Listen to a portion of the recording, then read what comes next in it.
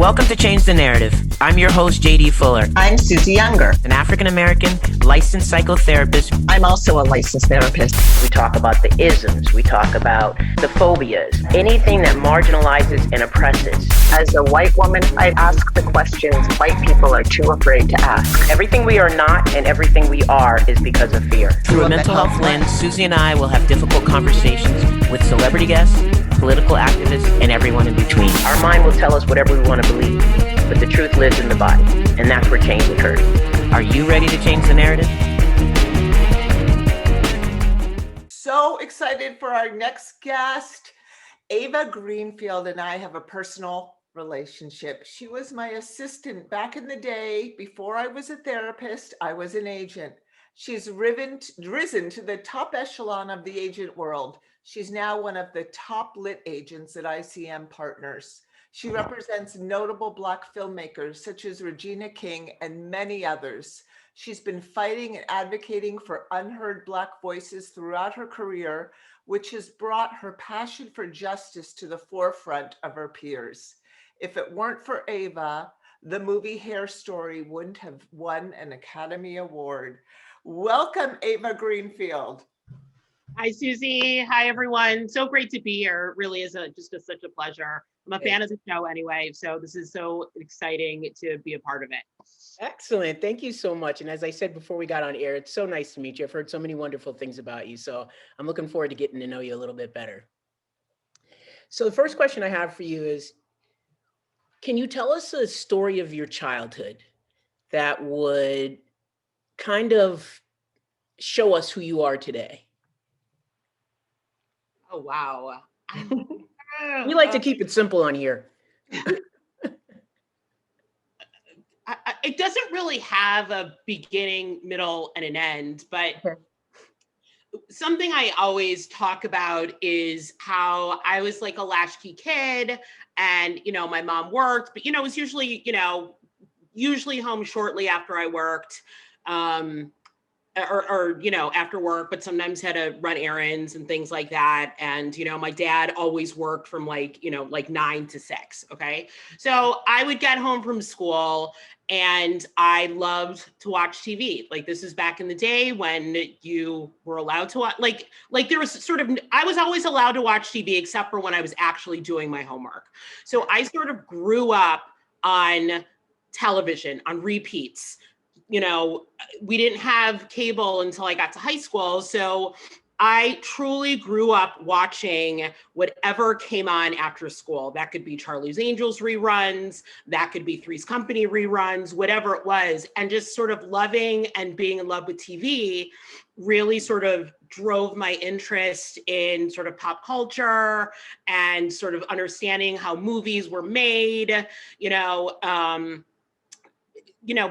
it was, I loved, I really remember like going to the movies all the time with one of my sisters. Like, I just sort of loved watching TV and film. And so anyway, I was a latchkey kid. And so when my mom got home, I'd already had a good 2-3 hours probably of television sometimes under my belt. And that's what I really think of as growing up. And it reminds me of something really happy and pleasurable. My mom would start dinner and all that good stuff. But I remember sort of the freedom and sort of loving, like being able to watch as much TV as I wanted. And that's what started your career as a powerhouse. I think so. Yeah. For sure, right? Mm-hmm. Yeah. So you identify as Black. Yes. And you have a Jewish dad. Correct. So tell us about the complexity of biraciality. On one hand, it's very simple. Mm-hmm. You got two parents who have two different backgrounds. The end. What comes into it so much is just so much outside of that and things that you have no control over. Family members, people out, growing up, people asking a lot of weird questions, this fascination of other people about it, mm-hmm. which then transfers sometimes onto you. And as a kid, you're very impressionable. And when people ask questions or wonder about it, or there's family members who don't get it, quite frankly, it leads to like a kid sort of questioning, okay, well, is there something wrong with it? Maybe there isn't something wrong with it. Is it awesome? Like someone who is not, in my opinion, there is an added, I don't want to say pressure, there's an added element of personal sort of, it's just an extra personal layer that other folks don't have to deal with. Yeah. Yeah. There's like, and I'm not saying it's good or bad. Like no, sometimes it's positive, sometimes it's not positive, right. But it's just this added thing. Yeah. That is always sort of on the list of things to like discuss or talk about. And it's like, when you're a kid, you don't have the answers. Yeah. You know? So that's, and even parents don't have the answers. Yeah, right. You know, they didn't think about it. Right, right. I'm just being, you know, just to be honest. So yeah, no, absolutely. I mean, you have your own racial identity development path, and it's different. That is far more articulate than what I was trying to say. No, it's your experience. So it's much more heartfelt when you explain it. And, you know, the idea that people always ask you, you know, what are you? It's just such a microaggression and so offensive that I would imagine it would have some long lasting effects at how you see yourself. And it puts you on this path of trying to figure out, well, what am I? I'm both, but what does that mean? So I think you explained the feelings behind it. You know, and the difference is, and again, I don't have kids. Mm-hmm. But if I did have kids and I ended up having kids who are biracial, I would have an answer. I have an understanding that the question, what are you, is a microaggression. It made me feel uncomfortable, but I didn't know enough to be like, why do you care? Or some sort of response, or like, what are you? You know? Right. So, I know you are, but what am I? Right. You know, I didn't have those tools. You knew it didn't feel right. No one was asking you because out of love. Yes. Or kindness. Oh, that's so good. You always had that feeling of like, and so not realizing that it was rude. You knew it was rude, but I didn't know enough to put it back on someone else and not internalize it. Yeah. So, my point is, if I have kids, I say this to my own nephew who's mixed race. You know, I have a half sister who's Black. She married someone who's white. Mm-hmm. So I don't call her my half sister, but just to explain, both of her parents are Black. I asked, you know, I told him, like, if someone asks you that, remember, it's not up to you to help them figure out how to define yourself. Absolutely. You know?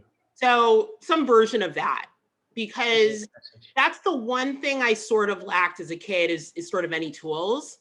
Mm-hmm. And so I just look out for him a little bit like that. I think that's great. That's a gift that you offer to him.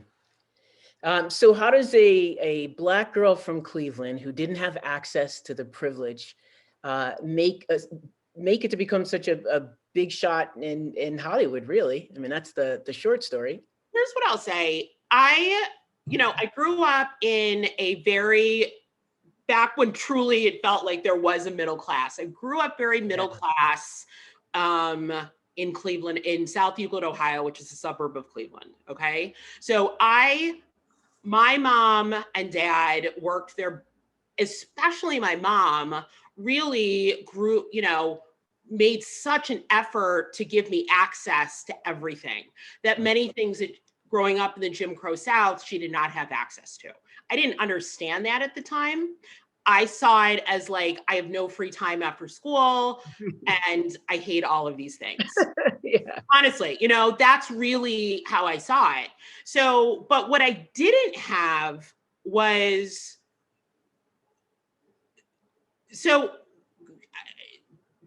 I I was lucky. I feel like I had some privilege. I mean, there's a lot of people who didn't grow up the way that I did.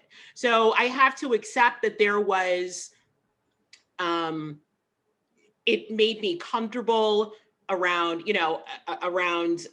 I was in professional settings and things like that through my internships and things like that. So my mom and dad really pushed me to do those things. Again, I didn't understand why, nor did they articulate to me why it was important, other than you just need to do it. So, but what I didn't have was any connections whatsoever in Los Angeles, California. I didn't have access. I didn't know one person who worked in what we call the business out here in Los Angeles, not one person. So what I did have to do is, pack up my stuff, move out here to Los Angeles. My sister had moved out here the year before, so at least I wasn't totally by myself, and we lived together. But I literally, like, I'm showing my age here, you got a job out of, the Hollywood Reporter used to come out every day. And in the back of it, there's a paper version. I say this for some listeners. I know you guys know this, but just in case people don't. Like, some of the assistants, when I tell them this story, they're like, what? I'm like, oh my God. So there were want ads in the back of the magazine. And it was, the first job I got was at a very small boutique agency. And I worked there for like almost a year. But I'd always wanted to, wait, let me back up for a little bit. So when I was working at the news station in Cleveland, I would apply for the trainee programs, assistant jobs. I couldn't even get a call or an email back. Wow. Okay.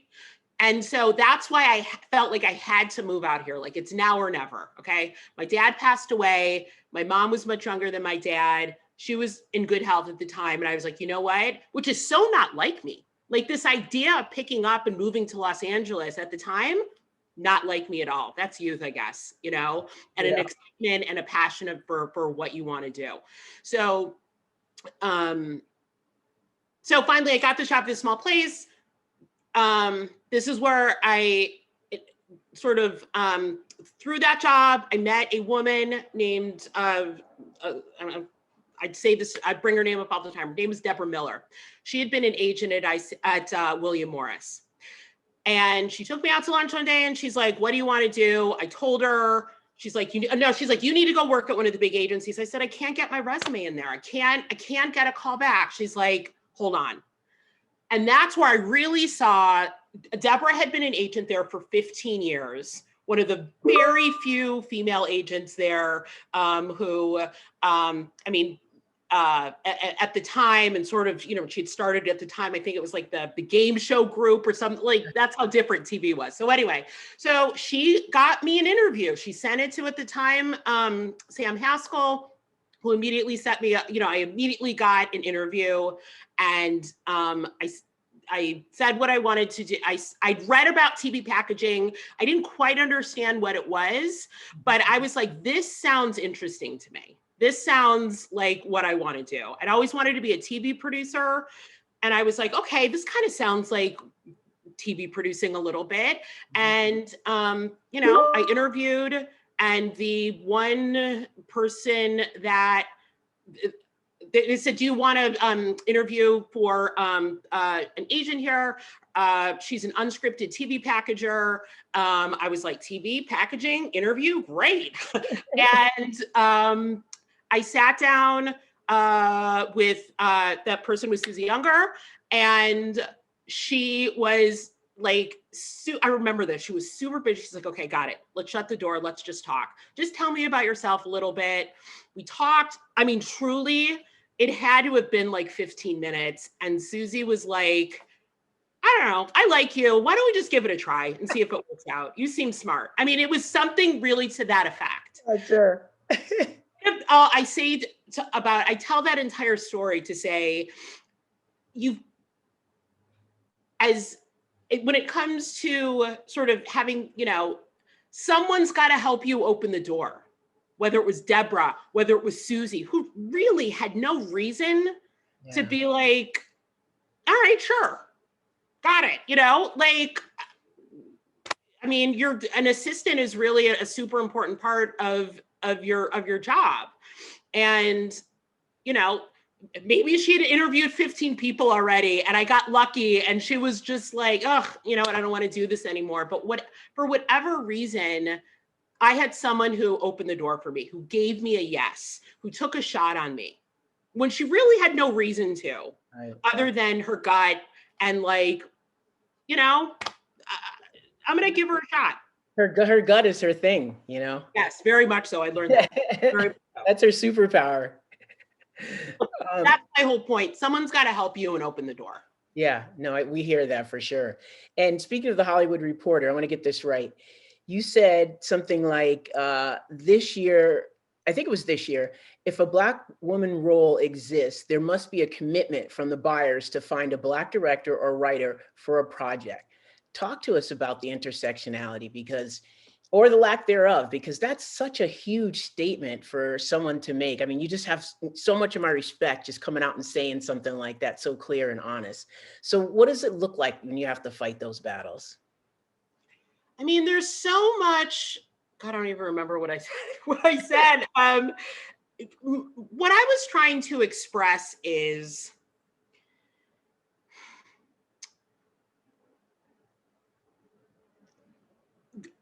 right now, there is a strong interest in developing stories around Black people, people of color, okay?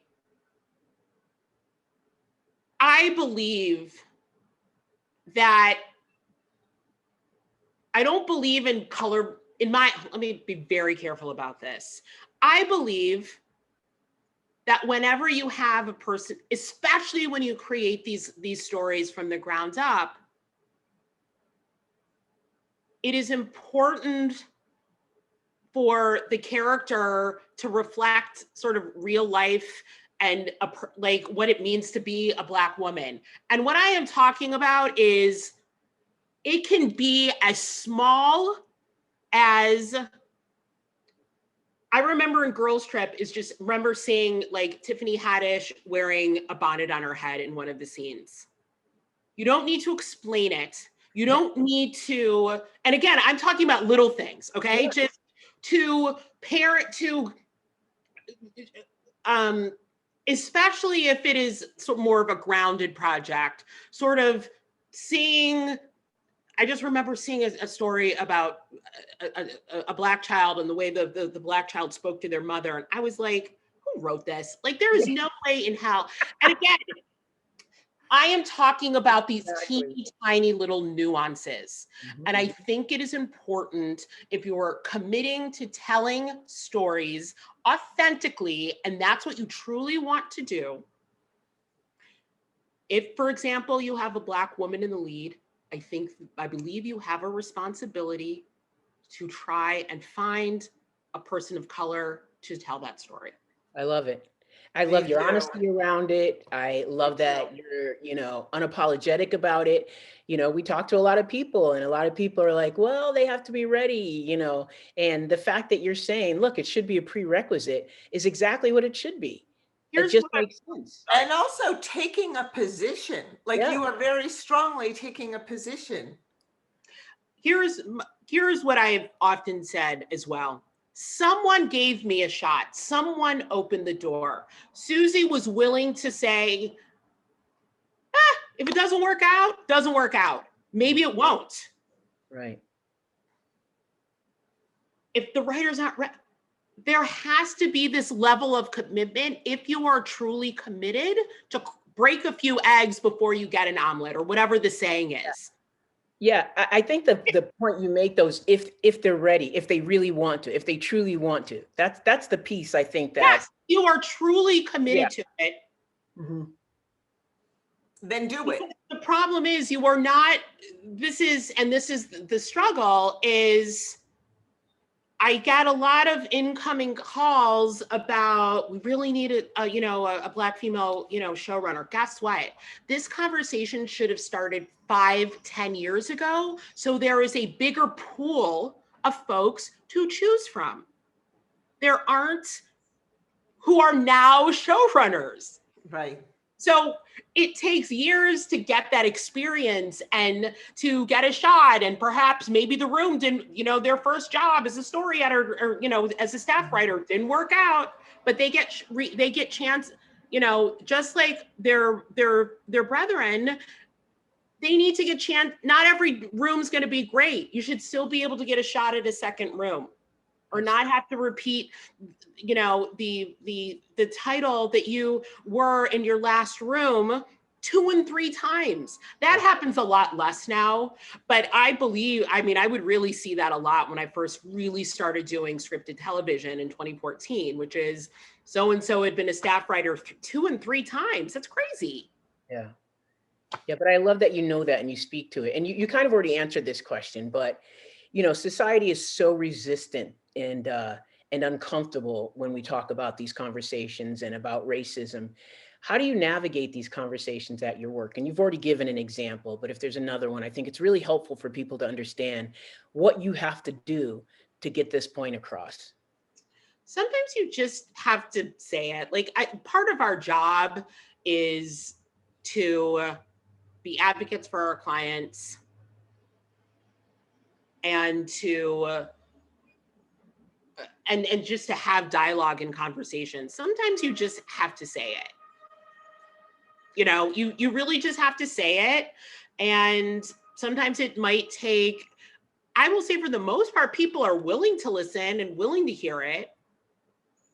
I think you just have to remember that you might have to say it a couple of times or sort of couch it around specific examples. Everybody sort of learns and receives information in a different way.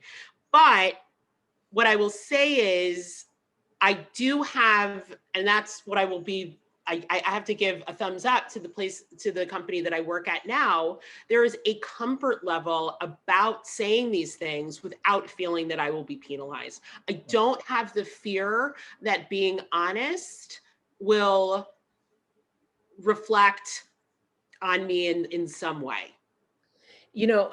And there's this willingness to receive the information. But you had to make that way. You had to be bold enough to make that way. And I don't think that should be minimized. I know myself, part of the reason I don't work full time for anybody anymore is because I get tired of being fired and threatened. It's like, I'm not going to do that anymore because I'm unapologetic at this point in my life. I'm going to call it like I see it. I've got a lot of years in the game. And so I just don't want to minimize, what you had to do, the skin you had to burn to get to where you are. I think it's really incredible because there's a lot of white people in your position who are not willing to. There's a lot of head nodding. We've had shows pulled because they realized they said a little something that might be offensive to their boss. So it's not like, you're in a category, and I think very proud to say that and appreciate that so much. Thank you. I appreciate that. It's true. Look, Black artists are pigeonholed so much in Hollywood. What do you feel your role is in navigating it for your clients? And again, you've spoken to this a little bit, but just give us an idea of kind of like the rough terrain. My role in navigating for my clients is something that I think when I get a call about a project or, interest, I like to be as clear and articulate about why a client potentially won't lean into something. For example, I have a client who's like, listen, I'm personally not interested in material that is about the first Black insert here. Okay. I am not interested in, projects that sort of feature trauma. So rather than just saying this isn't going to be for him or her, I do try to articulate to executives or producers why this, a particular client might not lean into something, because I think people on the other end need to remember and hear and understand that Black folks like sci-fi and genre and comic books as much as we like comedy and drama. Just like everybody else, we're fans of film and television. And so I think that's as important. I think it's important for me to articulate that to executives and producers with whom I have conversations. Yeah, that totally makes sense. Yeah, I personally can't see another movie about the enslaved experience. And my sister We were just talking about that yesterday, JD, right? Literally. Yeah, my sister doesn't understand why. She says, you know, we should support every movie that comes out. And I want to support every movie that comes out and every TV show that comes out that's representing us adequately. The problem is that the trauma that's accompanied with it.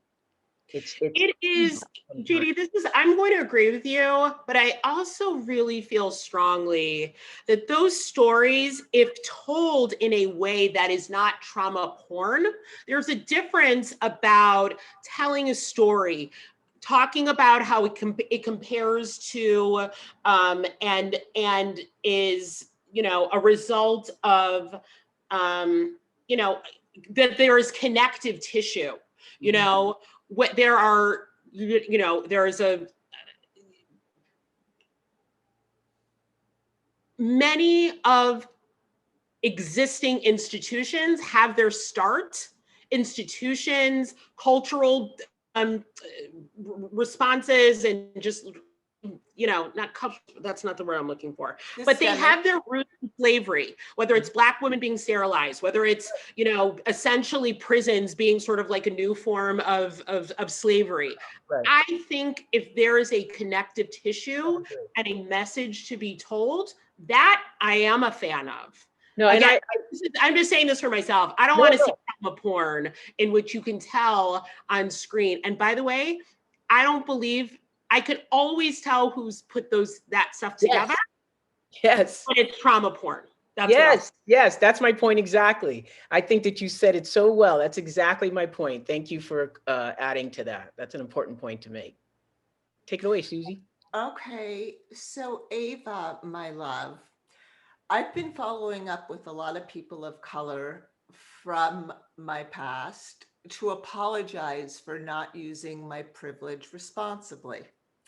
So white people's privilege is pretty invisible to white people. And I didn't learn about mine till I took a class in grad school from JD. I want you to be super honest. What mistakes did I make when you were on my desk? Oh God. I mean, Suzy, I truly mean this, and not in a sort of like, oh, everything's okay. I really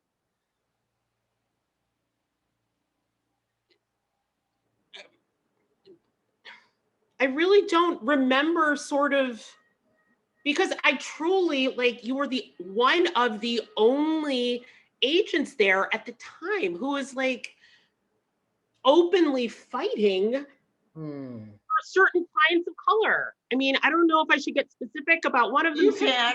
You know, Suzy represented Monique for a very long time. And I saw how hard she fought for her when she would get comment, you know, sort of feedback, or I should say, you know, Suzy would say, what about X? What about her for this?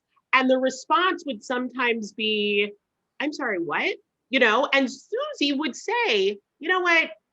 I don't think I like that, because, you know, like, this is essentially, I'm not loving this response. It is not enough for me. So I really saw how, you know, how she would call out,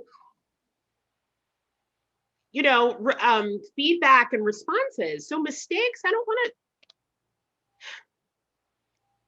I mean, truly, Suzy, either I don't have a memory of it, but like, I just, like I said, I started out, I think I started out this conversation by saying Suzy had her own set of challenges in that role, especially at that time.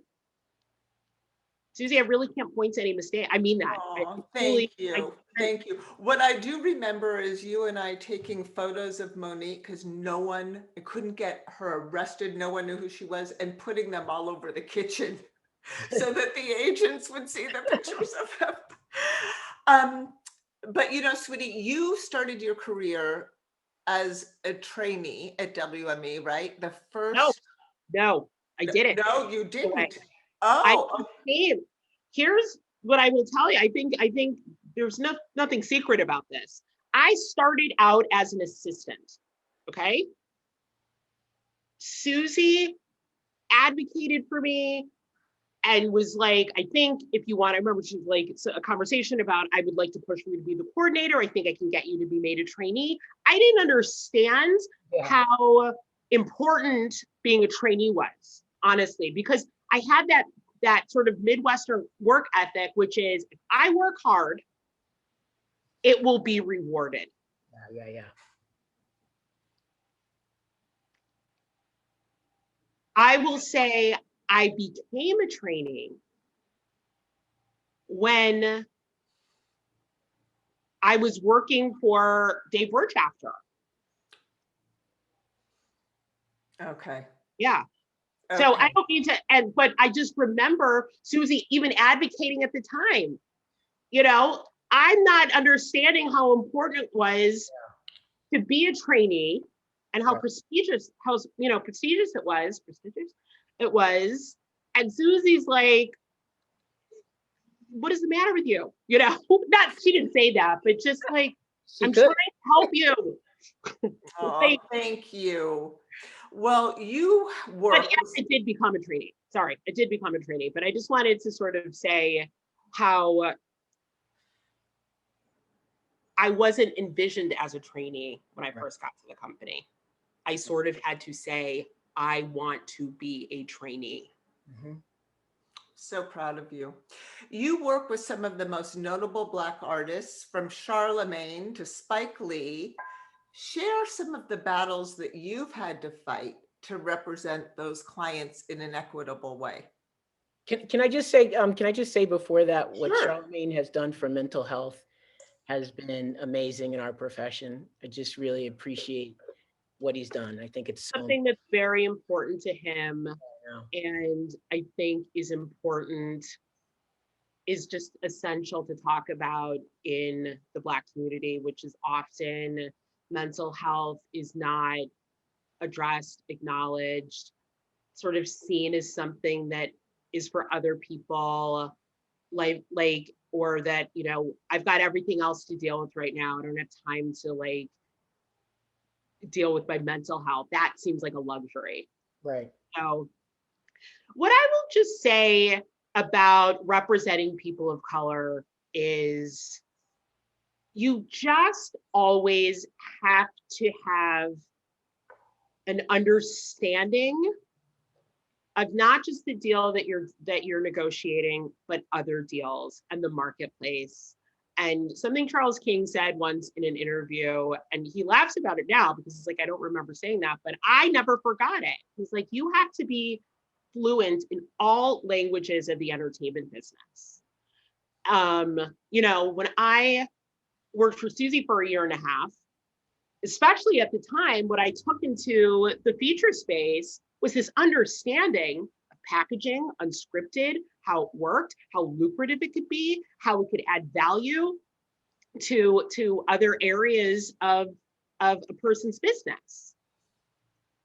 So I just think it's really important for me to have, a 360 perspective about not only my client's deal, other deals that have been made, so that, at that studio or that network, so that I can sort of point to facts and say, I know you paid X for that, for this particular client. All things being equal, this is why I'm asking for this for my client. But don't you think that's the experience of people of color in general? We have to run faster, write better, jump higher, all of these things in order to be able to have some access to things. And the way I look at it is it's a part of what we were taught and nurtured to just accept, not even understand growing up. Would you agree with that? Yeah, the answer is yes. I think what I'm trying to say is I'm sort of thinking back a little bit about all these things that my mother had me do. And again, I didn't see it. Again, I just saw it as taking away my personal free time. My mom was trying to give me access to and skills, probably to be better, because she probably thought you had to be better. Yeah. Okay. I never asked her that. I'm going to ask her that actually when I go home. Honestly, I just. Oh, I give her my love. I sure will. Just, this is the other interesting thing is having dialogues with parents who are of a certain age and sort of asking them these questions like about like, Mom, did you think about that? About being better fast? Like, is that why you wanted me to do that stuff? It's, anyway, I digress. We were going back. No. It's good. Like I wonder, I think that's really important. My mom's 81 and we've been having these great conversations about, I asked my mom once, do you consider yourself a feminist? And she was like, she didn't have a negative visceral reaction. But when I told her what I thought a feminist was defined as, she, in my opinion, to me, and she was like, oh, again, it's a term of luxury that she didn't think about. I think that's a term that growing up, I use as an example of like having these kinds of conversations with my now about race and things like that. It's the one thing I really miss about my dad being gone, because when he died, I was an adult, but I was a kid, I became an adult after my father died, but I really would love to have some of these conversations about growing up biracial, about, just different things, different. I wonder what our relationship would have been like as an adult. And I treasure this time with my mom, being able to sort of have these conversations and sort of like listening to how she grew up. And there's always a positivity about it. Like but it'll be little things. My mom telling me just today, she's like, yeah, I used to have to go pick up our cousin in I was in Macon and I'd have to drive down to Florida to pick them up. And I was like, you drove all the way that? She's like, Ava, we didn't drive. I took the bus. It's like, girl, Wow. Yeah. I was like, of course you, like, who's got a car, and I was like, wait a minute, how old were you? She's like, oh, about 14 or 15. I was like, holy shit. Yeah. I just, how scared now I would be as an adult to take a bus from Macon, Georgia to in Tallahassee or wherever my cousin was, like, and so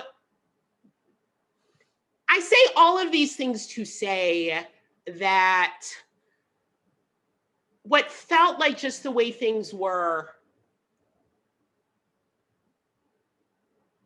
is so fascinating to have these conversations with my mom about race and how things were back then. I am not naive. Right. It is one thing to be comfortable for myself hearing, remembering how fucking racist shit was and seeing like, wow, we're still kind of dealing with like voter suppression and all these other like, I was like, man, and this is a thing that really, I think my mom sort of seeing George Floyd, Breonna Taylor, all of these things coming up. And I remember after Breonna Taylor they didn't bring charges, my mom said very quietly to herself she's like, God, they just keep getting away with it. And I'm like, I was like, wow. I was like, Mom, what was going on down there in Macon when, like, during this time, did people like, she hasn't really talked about it a lot, but I'm like, I don't think she's talking about just right now. Right. Yeah. How much, Right. very little, does it feel like very little has changed? Yes. Right. Another thing JD and I talk about all the time. Well, on that note, for you, we talked about mental health, and we're two mental health clinicians. In this business, how do you maintain your own mental health? Suzy, I will say until about, I would say 4 years ago, I was one of those, maybe 5 years ago, I was one of those agents who sort of fed off the excitement of being stressed out and sort of found it exciting and sort of sexy, to talk about how stressed out you are and how hard the job is and how busy you are. And I realized I was feeding off of that. Mm-hmm. It's so unhealthy. And you know what it was? My mom fell about 4 years ago.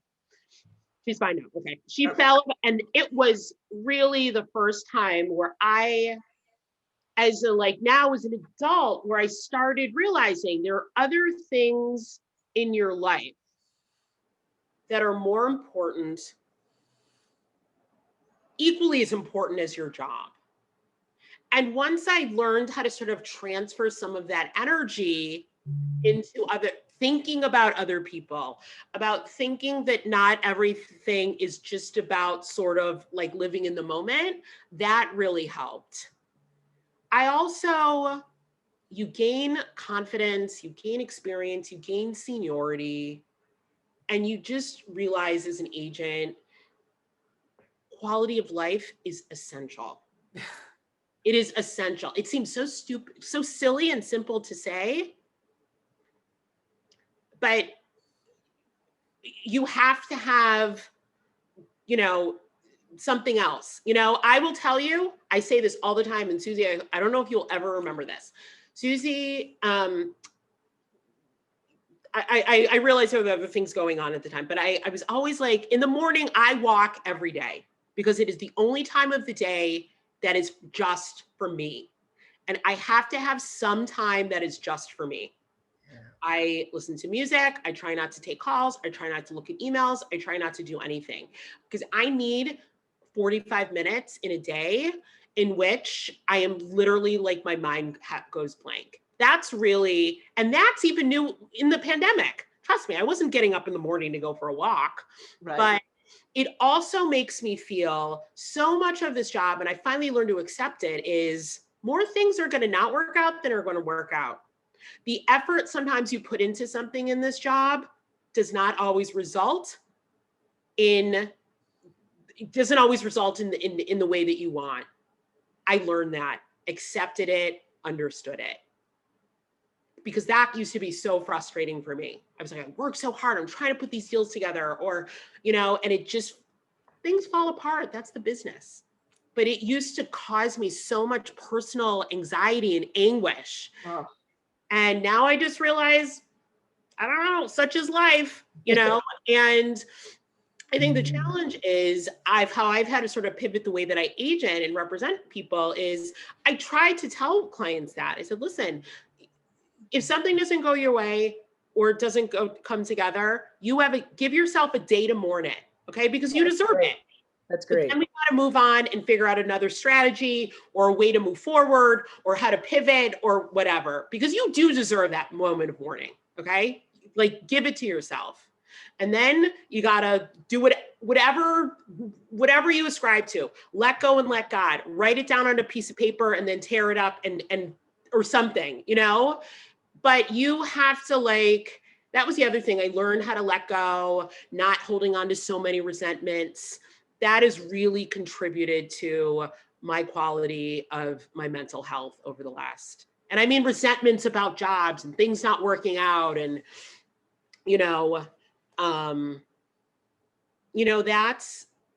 I had to let that go because it was really getting in the way. Makes sense. Ava, you are just extraordinary. And you are, and I just want to thank you so much for coming on. But I also I want to say I'm so proud of you, but JD would reframe that and say you should be so proud of yourself for all the work that you've done and using your voice, and continue to do it, because you are literally making history. The movie that won the Academy Award that I know you fought for, I know that story, and look what happened. So continue to fight. And I'm going to let JD ask the last question. Okay. Thank you, Suzy. Love you. I really do. So you've kind of answered it, but I'd like you to tie it all up for us, which is, what does changing the narrative mean to you? It means challenging the narrative, I guess. It is changing the narrative. And again, I can only sort of put it in my own perspective, is you've got to challenge it. You got to be willing to fight for it. And we shouldn't have to fight to change the narrative so much, you know, because that gets exhausting, man. But you have to be willing to,